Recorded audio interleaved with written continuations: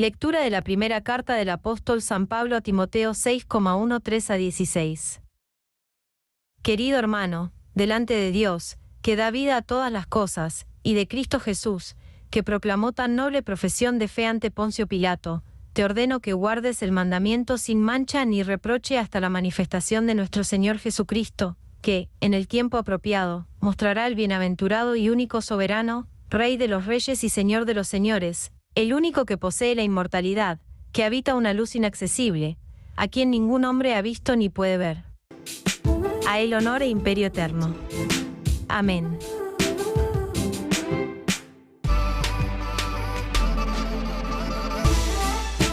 La primera lectura hoy está tomada del capítulo final. Es algo así como la conclusión de la primera carta de San Pablo a Timoteo.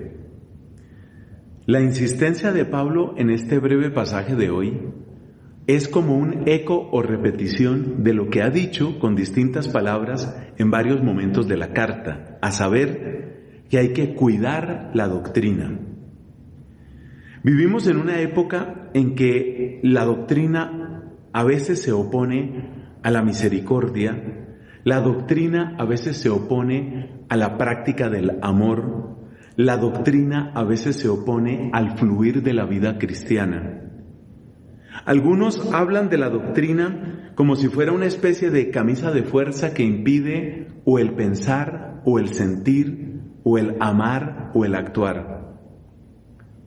Y es sorprendente que en las cartas llamadas pastorales, principalmente en esta que estamos terminando de leer, la primera carta de San Pablo a Timoteo, Pablo toma una postura completamente contraria.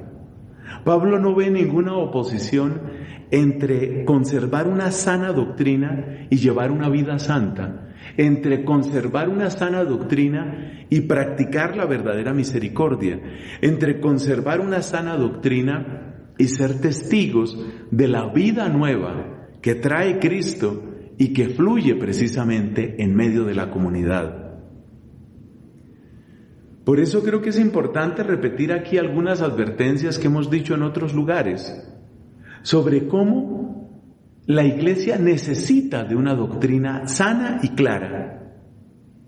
Y por eso hemos de pedirle a Dios que todos, pero muy especialmente nuestros obispos, que son los primeros maestros en la fe, siempre nos conserven en esa doctrina recta, en esa doctrina sana. Efectivamente, cuando la doctrina se tuerce o cuando parece que la doctrina no importa, empiezan a suceder tres desastres dentro de la Iglesia. El primer desastre nos lo muestra el profeta Isaías cuando dice: hay de aquellos que llaman bien al mal y mal al bien. Donde no está clara la enseñanza, rápidamente la idolatría se instala, el pecado se levanta con arrogancia y entonces parece que el que no apruebe el pecado está faltando a la misericordia. Eso está sucediendo en nuestro tiempo.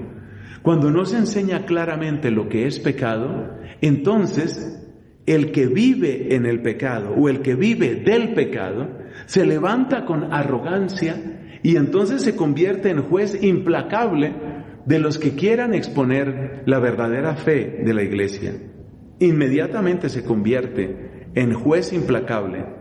Y la acusación que se va a hacer contra aquellos que defienden o que tratamos de defender la doctrina de la Iglesia siempre va a ser la misma. A ti te falta misericordia, te falta una mente más abierta. Entonces el primer daño de una doctrina que no esté clara es ese, que se empieza a llamar bien al mal y mal al bien. Segundo, cuando la doctrina no está clara, la Iglesia va a empezar a enseñar. Iglesia, me refiero aquí a los lugares donde se predica, se va a empezar a predicar mensajes contradictorios. Es ese dolor que yo he encontrado y que he denunciado muchas veces, ese dolor terrible de tantas personas que dicen: yo me confieso con un padre y me dice, no se preocupe, eso ni pecado es. Me confieso con otro y me dice, bendito sea Dios que usted se ha confesado porque estaba en una situación terrible. ¿A quién le creo? Esta desorientación, esta terrible desorientación, finalmente conduce a una especie de indiferencia religiosa.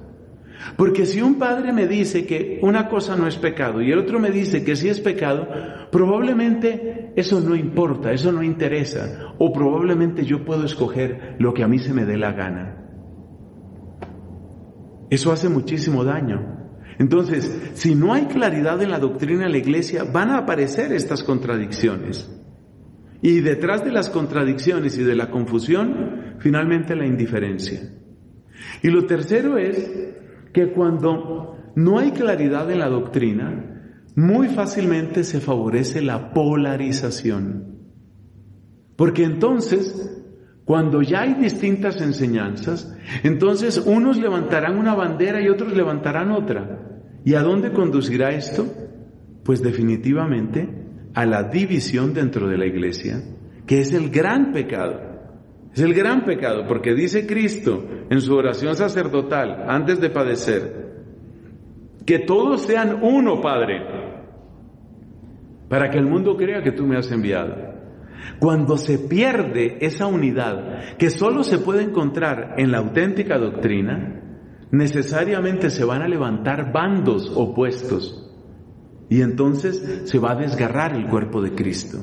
Por eso hemos de orar con insistencia, con perseverancia y con mucho amor por nuestro Papa y orar por nuestros obispos, también por los sacerdotes, en fin, por todos los que de alguna manera tenemos un servicio de enseñanza, para que hagamos nuestra la exhortación que Pablo le hizo a Timoteo y conservemos el mandamiento sin mancha y sin tacha.